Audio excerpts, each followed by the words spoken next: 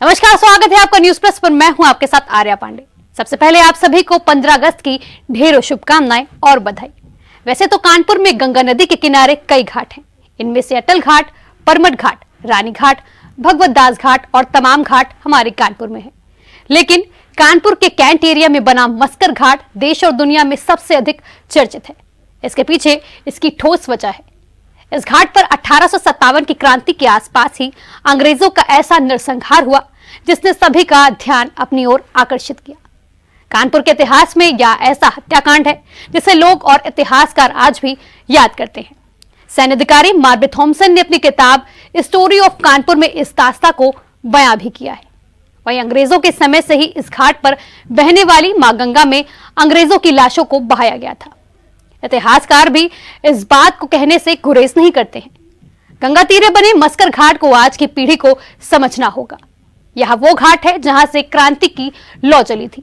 इसलिए कोई इसे नरसंहार घाट कहता है तो कोई सत्ती चौरा घाट कहता है। 1857 की गदर का यह पहला गवाह रहा है। आज के दौर में इसे पिकनिक स्पॉट के रूप में देखा जा रहा है, खासकर सनातनियों के लिए, क्योंकि यहाँ कल कल बह रही गंगा की लहरों के नजारे मिलते हैं और हिंदू देवी देवताओं के दर्शन। आजकल बारिश के मौसम में यहाँ काशी के घाटों का दृश्य भी दिखाई देता है। आपको बताते हैं कि कैसे क्रांतिकारियों ने फिरंगियों के दांत खट्टे किए। आइए आपको इस घाट की ऐतिहासिक पृष्ठभूमि में लेकर चलते हैं। यूं तो कानपुर क्रांतिकारियों का गढ़ माना जाता है, पर 1857 के भारतीय विद्रोह के दौरान हुई दुखद घटना से यह घाट जुड़ा है। 27 जून 1857 की बात है जब लगभग 300 अंग्रेजों, जिनमें से पुरुष, महिलाएं और बच्चे शामिल थे, को यहाँ मार दिया गया था। इस घटना के बाद घाट को नरसंहार घाट के रूप से जाना जाने लगा और बाद में इसका नाम बदलकर नाना राव घाट कर दिया गया। न्यूज प्लस की टीम ने ग्राउंड जीरो पर जाकर लोगों से इस ऐतिहासिक स्थल को लेकर और क्रांतिकारियों की शहादत को लेकर बातचीत की। मैं इस वक्त मौजूद हूँ नाना राव घाट पर, जिसको मस्कर घाट कहा जाता है। इसके इतिहास के बारे में हम जानना चाहेंगे। आइए हम कुछ लोगों से बात करते हैं कि यहाँ का इतिहास क्या है, किस तरह से अंग्रेजों से जंग हुई थी, किस तरह से क्या है। सर, क्या नाम है आपका? जी, हमारा नाम अवधेश मिश्रा है और मैं जो भी कुछ जानता हूँ वही बता रहा हूँ। ये एक ऐतिहासिक घाट है, नाना राव घाट। जो पीछे मैदान आप देख रहे हैं, 1857 पहली लड़ाई यहीं चालू हुई थी और वीरांगना मैनाबाई को इसी घाट पे फांसी दी गई थी। इसीलिए ऐतिहासिक घाट है ये राष्ट्रीय अखाड़ा है। कई सालों से यहाँ पे हर साल मेला लगता है।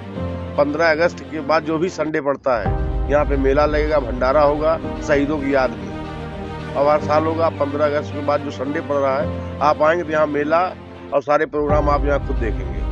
अब यहाँ पे क्या बदलाव हुआ है जब से अभी तक? अब यहाँ परिवर्तन हो गया। पहले इसको लोग मस्कर घाट कहते थे, अब नाना राव मस्कर घाट कहने लगे हैं और यहाँ सब प्रशासन के द्वारा सब बनता चला जा रहा है। नहीं पहले कोई मंदिर था और यह अखाड़ा था और कुछ नहीं था यहाँ पे।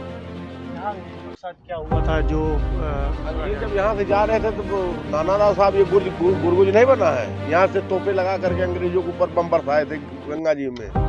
ये इसीलिए ऐतिहासिक घाट है ये। और ये तो जो दिल्ली और बिठूर दोनों जाती थी, जो अब बंद हो चुकी है। पूरा शहर नाना राव पेशवा का था भाई। कानपुर शहर किसी ने नाना राव पेशवा का था। हम और भी कुछ लोगों से बात करते हैं, क्या है इसका इतिहास? क्या इतिहास है? किस तरह से इस घाट का पुराना नाम मस्कर घाट है और नया नाम इसका नाना राव घाट है। इस घाट पर पहले अंग्रेजों से और क्रांतिकारियों में युद्ध हुआ था, वहीं पे यहीं पर जो है उनको फांसी दी गई थी। इसलिए ये घाट ये प्रसिद्ध है और यहाँ पर ये शहीद स्तंभ आपके बगल में बना हुआ है। इस शहीद स्तंभ के कारण भी इस घाट का बहुत ही नाम है और ये सिद्ध स्थान है। सर, क्या नाम है? भैया आनंद कुमार पांडे। यहाँ पर का क्या इतिहास है? कौन सा घाट है? भैया ये हम नाना राव घाट मस्कर घाट बोलते हैं, इसको मस्कर घाट बोलते हैं। यहाँ पे अंग्रेजों का नरसंहार हुआ था ना, यहाँ पे अंग्रेज मारे गए थे, इसी का इतिहास है। यहाँ पेड़ था, यहाँ पे अंग्रेज लोग बहुत अत्याचार करते थे। कब वो चल रहा था ना, यहाँ फांसी दी गई क्रांतिकारी को। इसका इतिहास बहुत पुराने घाट का नाम नाना राव नाना राव पेशवा का था ना, नाना पेशवा बिठूर यहाँ तक उनका आना जाना था ना, तब यहाँ तक उनकी छावनी बनी थी। ये नाना राव घाट उर्फ मिस्कर घाट बोला जाता है। और इसको बोलते हैं कि जब अंग्रेज़ों से लड़ाई हो रही थी तो उस समय नाना राव जी को मदद देने के लिए और उन्होंने सुना कि यहाँ पे जो कुछ लोग हैं उन्होंने गद्दारी कर दी है हमसे, तो वो सब यहाँ पे गंगा जी की मैया में सब लोग छुप गए आके, मतलब उनकी हत्या करने के लिए नाना राव पेशवा जी की। लेकिन उनको पता चल गया तो उन्होंने अपने आदमी लगा के उनकी हत्या करवा दी।